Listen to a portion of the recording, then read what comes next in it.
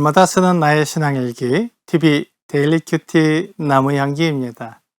오늘은 요한복음 9장 6절부터 12절을 묵상하겠습니다.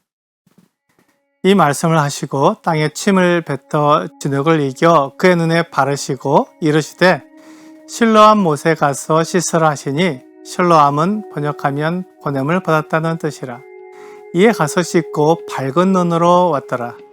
이웃 사람들과 전에 그가 거린이었던 것을 보았던 사람들이 이르되 이는 앉아서 구걸하던 자가 아니냐. 어떤 사람은 그 사람이라 하며 어떤 사람은 아니라 그가 그와 비슷하다 하거늘 자기 말은 내가 그러하니 그들이 묻되 그러면 내 눈이 어떻게 떠졌느냐. 대답하되 예수라 하는 그 사람이 진흙을 이겨 내 눈에 바르고 나더러 실로암에 가서 씻으라 하기에 가서 씻었더니 보게 되었노라.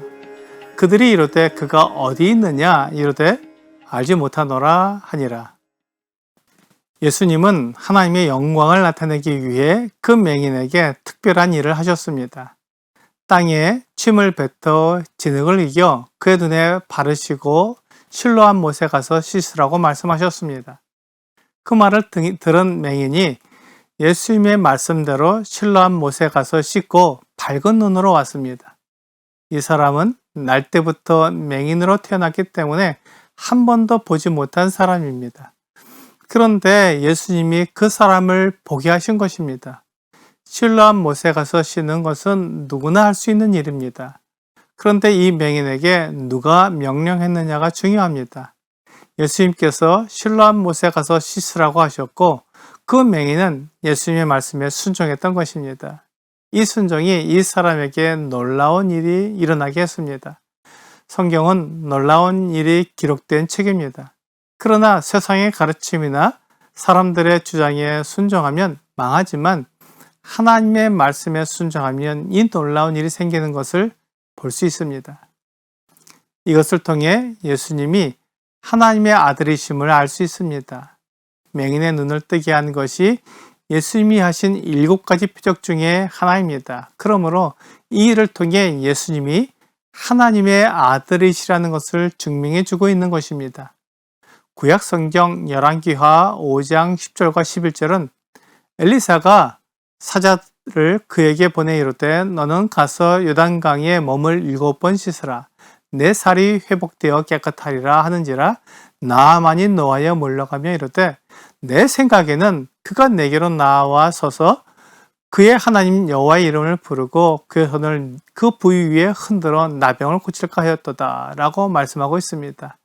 엘리사는 아람 나라의 나만 장군에게 요단강에 몸을 7번 씻으라고 말했습니다. 하지만 나만 장군은 노하여 물러갔습니다. 엘리사의 말에 불순종했던 것입니다. 그 이유는 나만의 생각과 달랐던 것입니다. 그의 생각에는 엘리사가 그에게 나와 서서 하나님의 이름을 부르고 손을 흔들어 나병을 고칠 줄 알았는데 요단강에 가서 7번 씻으라고 말했던 것입니다. 이것은 나만의 생각과 완전히 달랐습니다. 그래서 그는 순종하지 않기로 결정한 것입니다. 나아만은 그가 순종하는 기준이 자기 생각이었습니다. 엘리사가 하나님의 선지자였고 그의 말에 순종하면 그의 나병이 깨끗하게 될 것인데 나아만의 생각은 엘리사의 생각과 달랐던 것입니다. 그렇다면 누가 생각을 바꿔야 합니까? 나아만의 생각입니까? 엘리사의 생각입니까? 나아만이 바꿔야 합니다. 이것이 순종입니다. 나아만이 생각을 바꿔서 엘리사의 말대로 요단강에 7번 씻었더니 그의 나병이 깨끗하게 나았습니다. 나아만은 자기의 병이 나은 것을 알고 하나님이 살아계심을 믿었습니다. 이것이 엘리사가 나아만에게 명령한 이유입니다. 하나님의 영광을 위해 나아만에게 요단강에 가서 7번 씻으라고 명령한 것입니다. 그 말대로 나아만은 하나님께 영광을 돌리며 하나님을 믿었습니다. 순종하기 위해서는 우리의 생각을 바꿔야 합니다. 하나님의 말씀이 우리 순종의 기준입니다. 내 생각, 내 지혜, 내 경험이 기준이 될 수 없습니다. 내가 순종하지 못하는 이유는 내가 하나님보다 더 크기 때문입니다. 맹인이 예수님의 말씀에 순종해서 실로암에 가서 씻었더니 밝은 눈으로 오게 되었습니다. 그러자 사람들이 그에게 어떻게 눈이 떠졌느냐고 물었습니다. 맹인은 단순하게 예수님의 말씀에 순종했더니 보게 되었다고 말했습니다. 사람들은 그 예수님이 어디에 있느냐고 그에게 물었습니다. 하지만 맹인은 예수님을 본 적이 없었습니다. 그가 순종한 것은 보지 못할 때였고 그가 보게 되었을 때는 실로암 못에 다녀왔기 때문에 예수님이 어디 계신지 알지 못했던 것입니다. 그래서 사람들에게 알지 못한다고 말했습니다. 성경은 세상의 가르침을 따랐던 사람들이 하나님의 말씀에 순종한 예로 가득합니다. 이것이 믿음입니다. 히브리서 11장 8절은 믿음으로 아브라함은 부르심을 받았을 때 순종하여 장래의 유업으로 받을 땅에 나아갈새 갈 바를 알지 못하고 나아갔으며 라고 말씀하고 있습니다. 아브라함이 갈대아 우르에서 떠날 때 하나님의 부르심을 받았으며 그 하나님의 말씀에 순종하여 나갔다고 말씀하고 있습니다. 아브라함이 가나안 땅에 갔을 때 그곳에서 어떤 일을 만날지 알지 못했습니다. 하지만 하나님께서 말씀하신 것을 믿고 그곳으로 갔던 것입니다. 이렇게 자기 생각을 버리고 하나님의 뜻에 따라 행하는 것을 순종이라고 말합니다. 그렇게 할 때 하나님의 약속이 주어지며 하나님께서 그를 위해 일을 하시는 것입니다. 요한복음 1장 12절은 영접하는 자, 곧 그 이름을 믿는 자들에게는 하나님의 자녀가 되는 권세를 주셨으니 라고 말씀하고 있습니다. 사람이 하나님의 자녀가 되는 것은 생각할 수 없는 일이지만 하나님께서 약속하신 대로 예수님을 믿는 자들은 하나님의 자녀가 됩니다. 내 생각으로는 결코 이루어질 수 없는 일이지만 하나님께서 약속하시고 이루시기에 가능한 일입니다.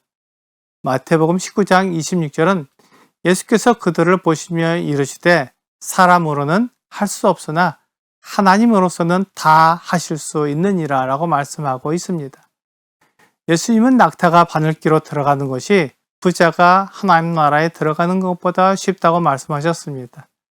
제자들은 누가 구원받을 수 있느냐고 묻자 그 일은 사람이 하는 일이 아니라 하나님이 하시는 일이라고 말씀해 주셨습니다.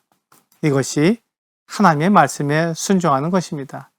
사람으로는 불가능하지만 하나님은 가능한 일이 사람을 구원하는 일입니다.